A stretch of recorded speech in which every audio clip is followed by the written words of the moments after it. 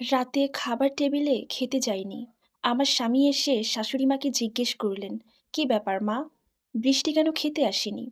তখন আমার শাশুড়িমা বলে উঠলেন, "কি জানি বাপু, তোমার নবাবজাদি বউ কেন খেতে আসেনি? তোমার খালাতো বোন বিয়ে করছে ১.৫ বছর হইছে। এর মধ্যে ওর সংসারে একটা ফুটফুটে কন্যা সন্তান হইছে। আর তুমি ভালোবেসে বিয়ে করে আনছো এমন একজনকে যে ৪ বছর হয়ে গেল এখন পর্যন্ত তোমাকে বাবা ডাক শুনাইতে পারল না।" এই কথা শুনে আমার স্বামী খাবার টেবিল ছেড়ে রুমে চলে আসলো। তখন শাশুড়িমা বলছিলেন, "বিয়ে করে তো বউয়ের গোলাম হয়ে গেছো। এখন বউকে নিয়ে একটা দুইটা কথা বললেই রেগে যাস।"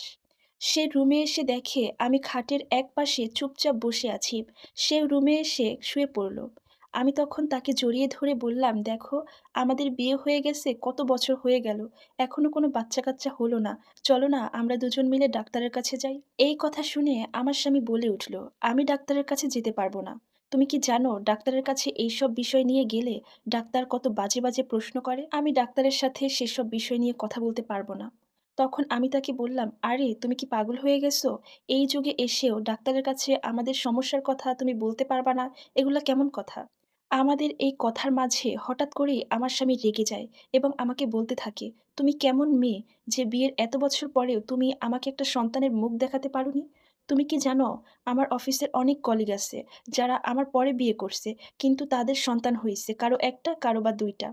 কিন্তু তুমি এখন পর্যন্ত আমাদেরকে একটা সন্তানের মুখ দেখাতে পারলে না।"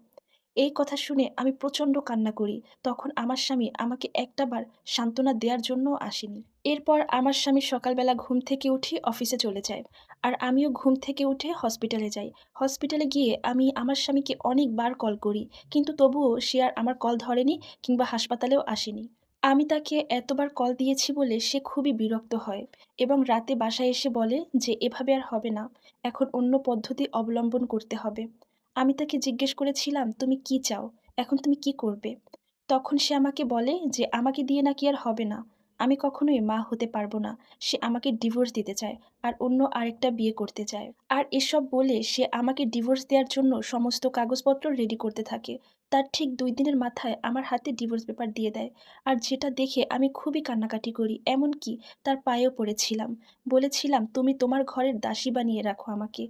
নয়তো তুমি আরেকটা বিয়ে করো। আমার কোনো সমস্যা নেই। তবুও তোমার বাসায় আমাকে একটু ঠাঁই দাও। তোমার জীবন থেকে আমি যেতে চাই না।" এমন অনেক আকুতি মিনতি করেছিলাম। কিন্তু সেদিন আমার কান্নায় তার মন গলেনি। আমাকে ডিভোর্স দিয়ে তাদের বাড়ি থেকে বের করে দেয়। অথচ এই মানুষটা একদিন আমাকে খুব ভালোবাসতো। আমি ছিলাম কলেজের সবচেয়ে সুন্দরী মেয়ে। ভাবতেই খুব অবাক লাগে এই মানুষটা আমাকে পাওয়ার জন্য কত কিই না করেছে। এমনকি আমাকে তার প্রেমের জালে ফাঁসিয়েছে। অনেক কষ্ট করে আমাকে তার ঘরের বউ করেছে। আজ ভাগ্যের কি নির্মম পরিহাস! মানুষটা এমন পরিবর্তন হয়ে গেছে। আফসোস একটাই, এই যে আমরা বাবা-মা হতে পারিনি, এর জন্য আসলে সমস্যাটা কার ছিল? সত্যিই কি সমস্যাটা আমারই ছিল? যাই হোক, এরপর ওই মানুষটার সাথে আমার আর কোনো ধরনের যোগাযোগ হয়নি। আমি এখন আমার মতো করে বাঁচতেছি, আর বিয়েও করিনি। আর এই সম্পূর্ণ গল্পের সাথে আমার বাস্তব জীবনের কোনো মিল নেই। ধন্যবাদ।